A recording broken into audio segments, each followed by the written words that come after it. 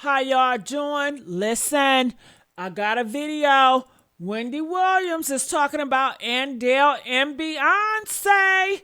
Now, some people say, ain't this old? Possibly, honey. But I was trying to figure out, what do you guys want me to react to today at the Criminal Villains? And then the spirit just say, try this one. So I'm giving it a try. Want to know what y'all think about this? My goodness, people are saying, honey, when I tell you, it is something real crazy going on with Adele and Beyonce. Where is Adele? I haven't heard from her. How's she doing? Man, let's take a look at here. Let's see what's going on. Make sure you guys like, share, subscribe here at the Criminal Villains YouTube channel. All right, let's go, y'all. Y'all ready? Let's go. Let's take it back. So now, what's going on? Guess who's jealous of Adele?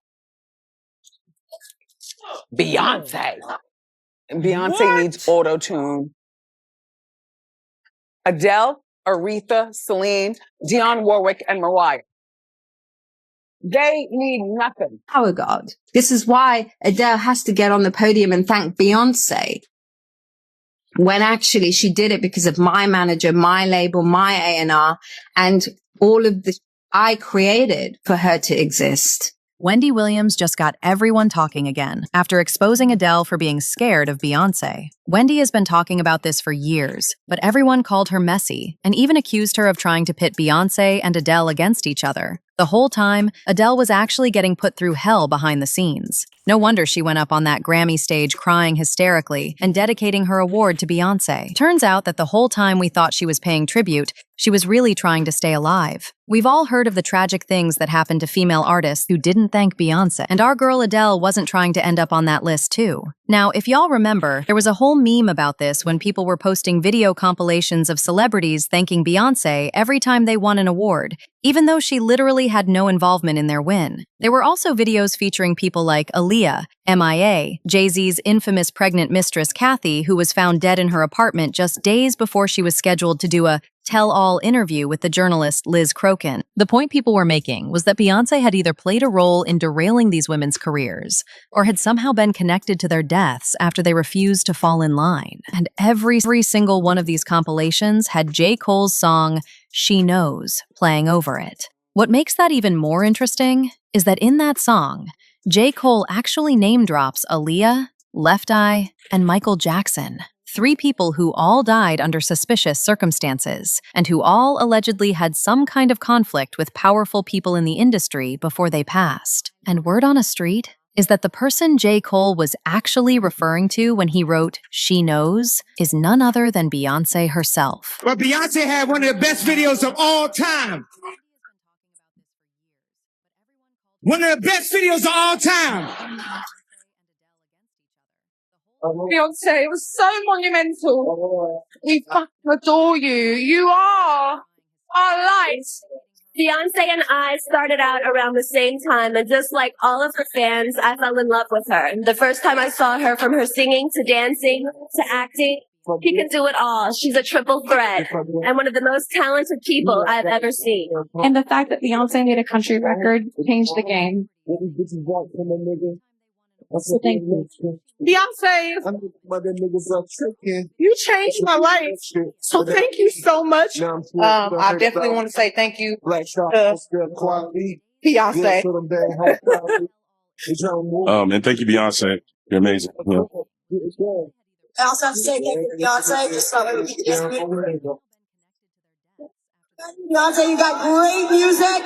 We all love to dance to it. We all love you. And get this, y'all. At the time, the popular blogger Storm Monroe also dropped major tea, claiming that the reason all these huge artists were thanking Beyonce like she was their god is that she actually is. According to him, the music industry takes turns making people the queens and kings of the industry. Initially, it was Madonna, but she was replaced by Beyonce. And as part of the ritual, all these artists, even the ones that are also successful like Adele, need to give her credit. No, Beyonce is a witch. She's a very powerful witch.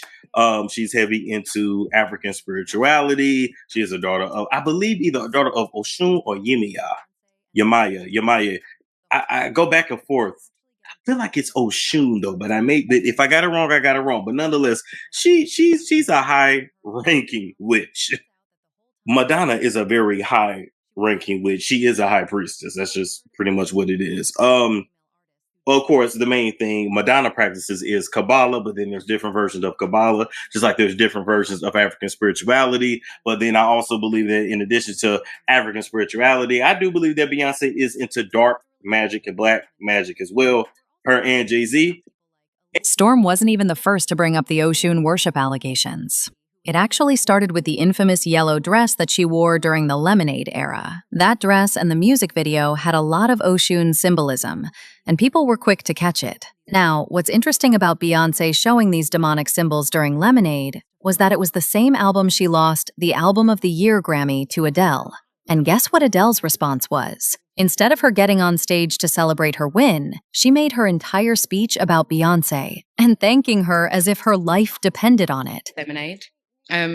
She is my icon of my whole life. My life is Beyonce, and this album for me, the Lemonade album, was just so monumental. Beyonce. Lemonade. So a piece of me did die inside as a Beyonce stan. I'm not going to lie, because I was completely rooting for her. I feel like it was her time to win. Obviously, the visual is very new, and and the Grammys are very traditional. But I just thought this year would be the year that they would kind of go with the tide. And I am, of course, very, very grateful having won it. But I felt the need because I love her, because I felt like she was more than one. Girl, bye. Adele was doing the absolute most about this. And the worst part is she didn't stop there. Even after all this, she later revealed that she still went to Beyonce's dressing room afterwards to thank her again and tell her how much more deserving she was for the award over her. Like, girl, it's getting suspicious. Are you scared of Beyonce or what? We've seen artists do this before, but Adele took it to a whole other level. I just got this feeling. I won. I got overwhelmed with I will have to go and tell her how much her record means to me. I just said to her, the way that the Grammys work and the people who control it at the very, very top, they don't know what a visual album is. They don't want to support the way that she's moving things forward with her releases and the things that she's talking about. Not Adele giving Beyonce a breakdown of how the Grammy voting process works. I don't know, y'all, but she genuinely sounds like she was scared. It's like she felt she had to constantly remind Beyonce that she isn't a threat, just so she wouldn't be the next target. I'm not saying that was the case, but a lot of people definitely seem to think so. And guess who also had something to say about it? Wendy. Within just hours of Adele doing all that thanking Beyonce at the Grammys, Wendy got on her show and blatantly accused Beyonce of being jealous of Adele, claiming that Beyonce was pressed about Adele's album. 25, outselling Lemonade. She even compared their personal lives outside of music. Wendy said people find Adele more relatable because she isn't as obsessed with having the most curated life, unlike Beyonce. Guess who's jealous of Adele? Beyonce. Adele is the voice. And Adele does not have to lose, 50 pounds to impress us. And Adele is just a beautiful, gorgeous, regular woman that we can all relate to.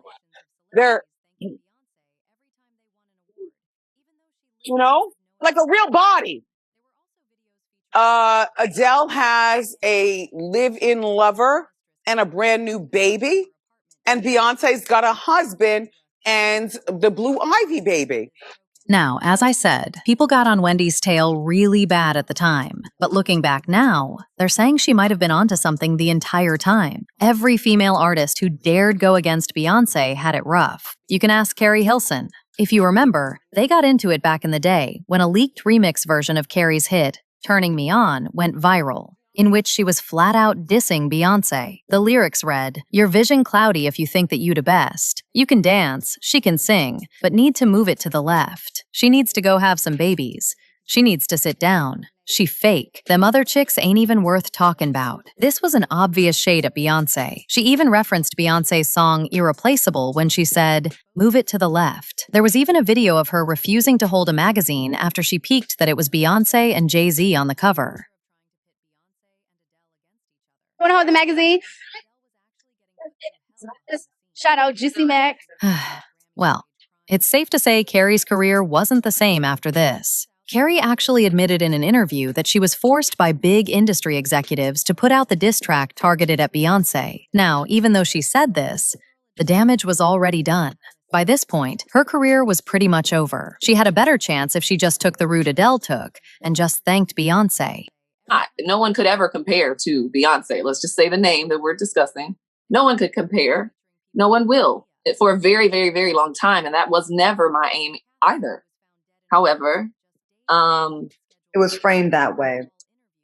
No, it was absolutely framed that way. It was written that way, was not my lyrics, was not my writing.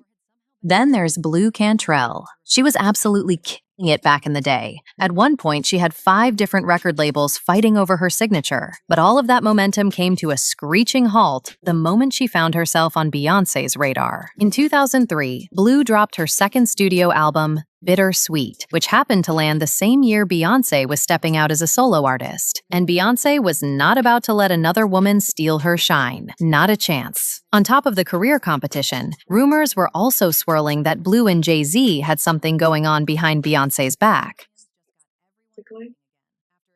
No. No, I can't answer that. I can't answer that. Oh, she's touching him off the neck. Look! You see? Why do people not want to let the Jay-Z Blue Cantrell thing go? I didn't think it would last, though. What, me and him? Yeah. Why? Because you're above 25.